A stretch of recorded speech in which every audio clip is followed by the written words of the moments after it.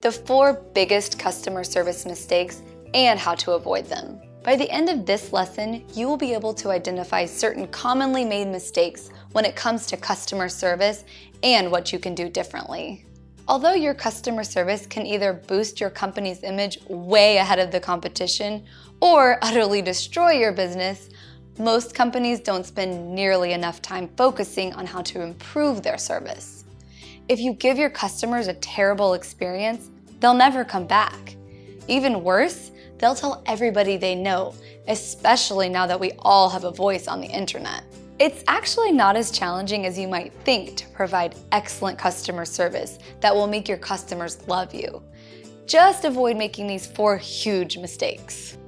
Number 1, delegating customer service without training. Treating customers with empathy, patience, and respect may come easily for you, but it isn't necessarily the case for your new employees.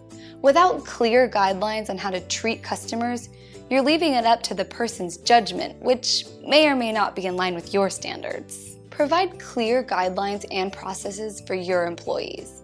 Train each staff member to deal with any real or hypothetical situation that could arise. Beyond procedures, give them tools and principles for making their own decisions.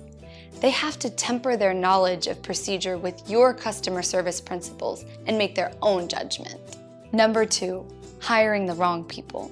There are some people who just aren't built to provide customer service. But anyone that you hire who has any contact whatsoever with the public needs to be able to interact with respect and concern for the customer's needs.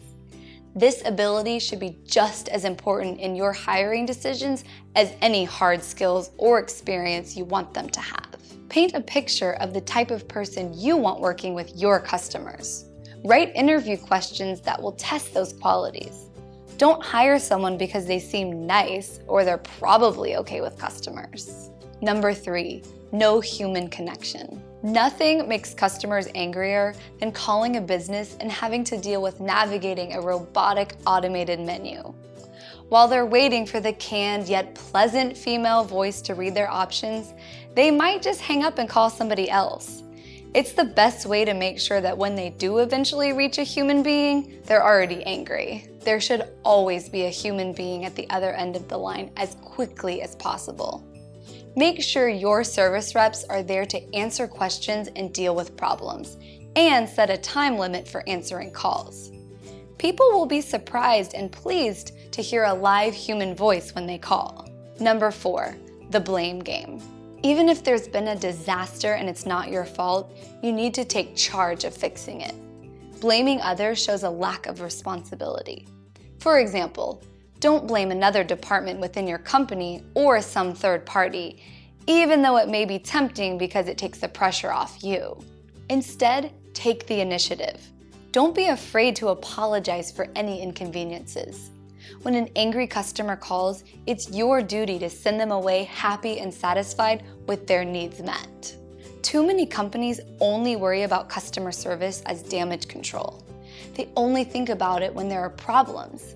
Instead, you should be proactive in making every transaction with a customer as positive as possible.